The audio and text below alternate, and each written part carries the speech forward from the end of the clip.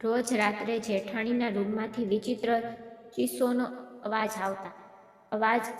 સાંભળીને મારી અંદરની લાગણીઓ ઉભરવા લાગતી. પછી એક દિવસ હું તેના રૂમની બારી પાસે ગઈ અને જોવા લાગી.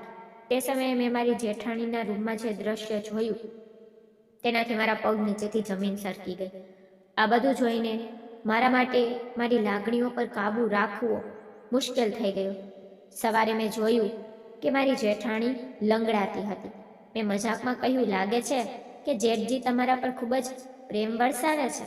આ સાંભળીને તે શર્મથી લાલ થઈ ગઈ અને બોલી, તારા જેઠ ગમે તેટલા થાકી ગયા હોય, તે મને પ્રેમ કર્યા વિના રહી શકતા નથી.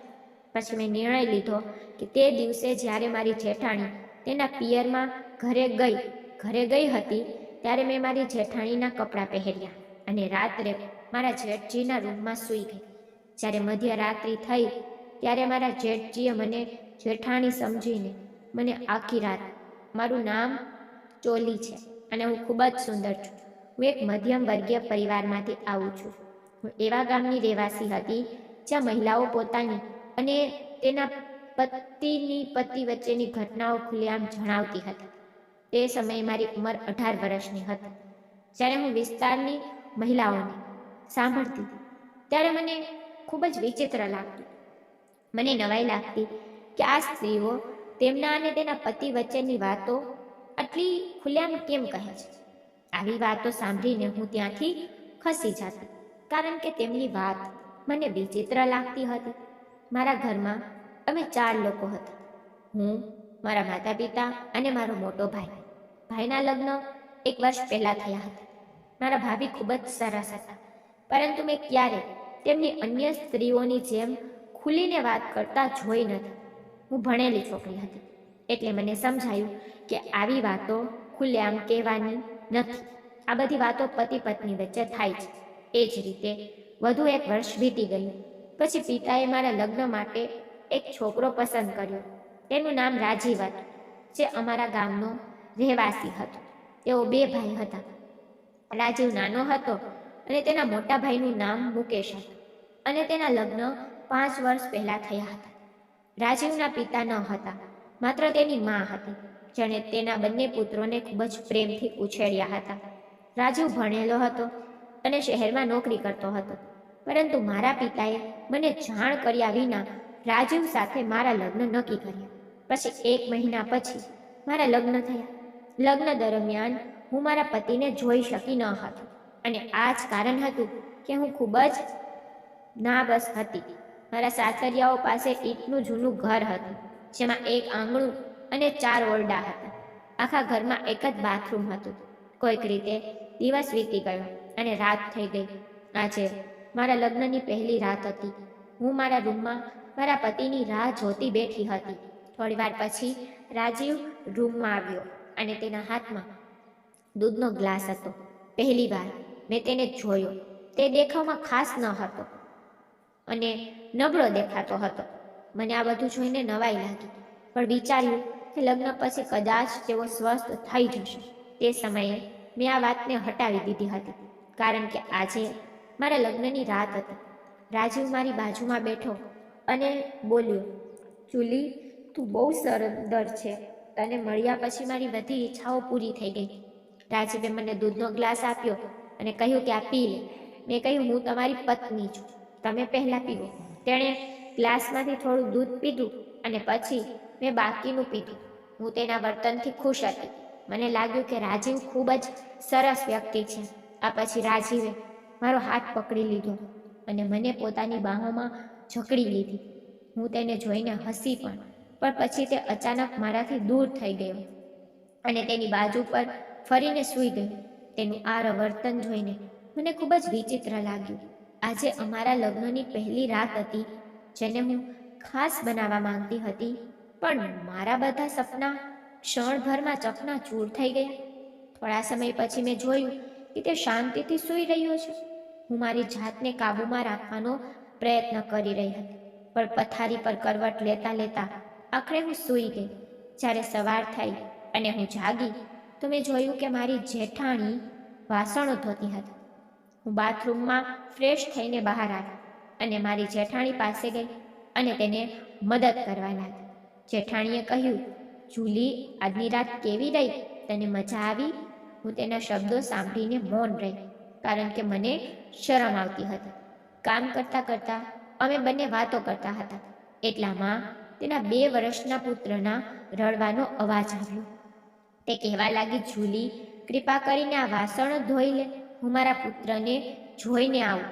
વાસણો ધોયા પછી હું રસોડામાં ગઈ અને મારા સાસુને મદદ કરી. તે શાકભાજી કાપી રહી હતી. મને જોતાં જ તેણે કહ્યું, વહુ, આવ, શાક કપાઈ ગયું છે, તમે બધા માટે ચા બનાવી દો. થોડા સમય પછી મેં ચા બનાવી અને બધાને આપી અને પછી મારી જેઠાણી સાથે રસોઈ બનાવવાનું શરૂ કર્યું. આમ ધીમે ધીમે 10 દિવસ વીતી ગયા હતા. પરંતુ દરરોજ રાત્રે હું મારા પતિ પ્રત્યે વધુ ને વધુ નિરાશ થતી જતી હતી. એક દિવસ મેં તેને પૂછ્યું, શું વાત છે? દર વખતે આટલી ઝડપથી કેમ થાકી જાઉં છું? પરંતુ તેઓ જવાબ આપતા ન હતા અને મોં ફેરવીને સૂઈ જતા. તે સમયે હું વ્યથામાં રહેતી અને મારી લાગણીઓને કાબૂમાં રાખવાનો પૂરો પ્રયાસ કરતી અને જેમ તેમ કોઈક રીતે તે રાત પસાર કરતી હતી. આ મારા માટે એક એટલી સમસ્યા બની ગઈ હતી કે હું તેને કોઈની સાથે શેર પણ કરી શકતી નહોતી. એક દિવસ મારા પતિ કામ માટે શહેરમાં જવા લાગ્યા. મેં તેને રોક્યા નહીં, કારણ કે દરેક સ્ત્રીને તેના પતિ પાસેથી ચોક્કસ અપેક્ષાઓ હોય છે. તેને આશા છે કે તેનો પતિ તેને પ્રેમ કરશે અને તેની સાથે સુખી જીવન જીવશે. પરંતુ મારા પતિ આ બધું કરી શકતા ન હતા. તે જેટલો પાતળો દેખાતો હતો તેનામાં કંઈ પણ કરવાની શક્તિનો અભાવ હતો. સ્ત્રીને માત્ર પૈસા કે ખોરાક જોઈતો નથી, તેને તેના પતિ તરફથી ભાવનાત્મક અને શારીરિક સુખની પણ જરૂર છે. તે તેના પતિ સાથે ખુશ રહેવા માંગે છે અને એક સરસ ઘરની કલ્પના કરે છે. પરંતુ જ્યારે તેને તેના પતિ તરફથી તે સુખ નથી મળતું ત્યારે તે અંદરથી તૂટી જાય છે. બીજી જ ક્ષણ રાજુ તેના કામ માટે શહેર જવા રવાના થયો અને હું બસ તેને જોતી જ રહી. હું સમજી શકતી નહોતી કે મારા જીવનમાં શું થઈ રહ્યું છે. મેં ઘણા સપના જોયા હતા, પણ એ સપના ચકનાચૂર થઈ ગયા. કોઈ રીતે મેં મારા સાસરિયાના ઘરે 5 મહિના એકલા વિતાવ્યા. આ સમયગાળા દરમિયાન મારા પતિ માત્ર 10 દિવસ માટે ઘરે આવ્યા હતા અને તે 10 દિવસ દરમિયાન મારે પણ એટલી જ લાચારી સાથે જીવવું પડ્યું હતું. હું મારી આંતરિક લાગણીઓને શાંત કરી રહી હતી. પછી તે શહેરમાં પાછા ગયા. એક દિવસ મેં મારી સાસુને કહ્યું કે મારે મારા પિયરના ઘરે જવું છે. મારી સાસુએ મને મારા પિયરના ઘરે જવાની પરવાનગી આપી. બીજે દિવસે હું મારા જેઠ સાથે મારા પિયરના ઘરે આવી. મને ત્યાં મૂકીને 2 કલાક પછી જેઠજી તેમના ઘરે પાછા ગયા. મારી મમ્મી અને ભાભી પૂછવા લાગ્યા, તારા સસરાનું ઘર કેવું છે? તને ત્યાં ગમે છે કે નહીં? પણ હું કેવી રીતે કહી શકું કે મારે સાસરે ઘર સારું હતું, પણ જે સારું હોવું જોઈએ તે સારું ન હતું. આ વાત કોઈને કહેવું યોગ્ય ન હતું, કારણ કે જો હું આ વાત કોઈને કહેત તો મારું મજાક બની જાય.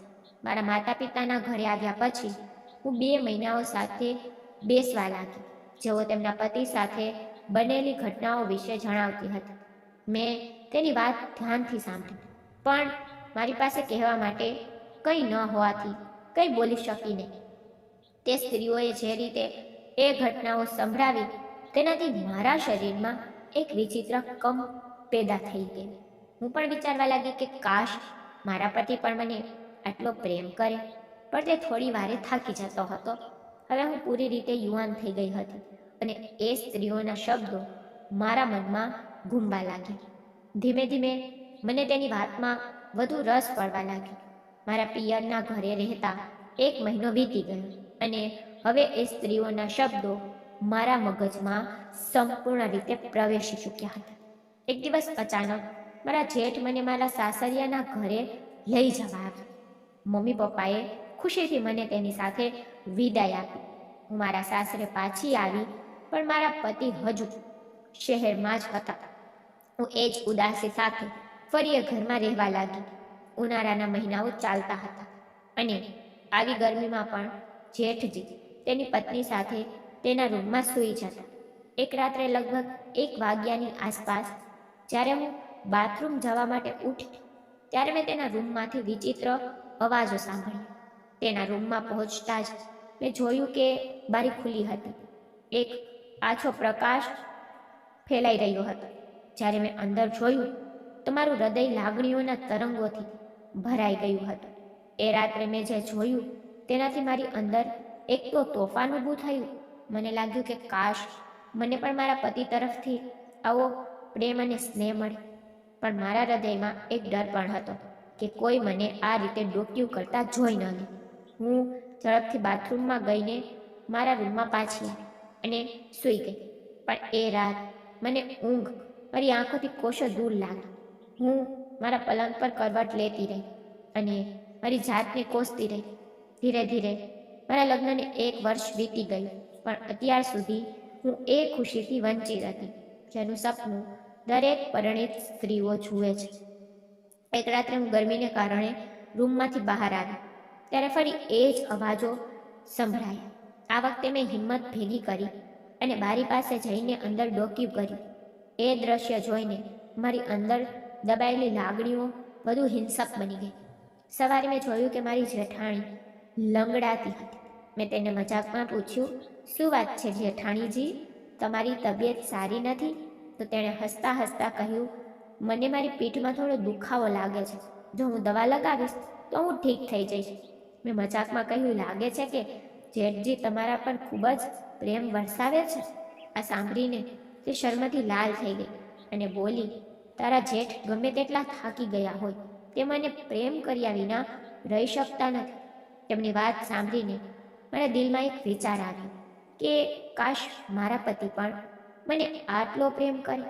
પરંતુ મારું દુઃખ ત્યારે વધુ વધી ગયું જ્યારે મારી જેઠાણીના માતાના ઘરેથી ફોન આવ્યો કે તેની માની તબિયત સારી નથી. બીજા દિવસે તે તેના માતા પિતાના ઘરે જલી ગઈ.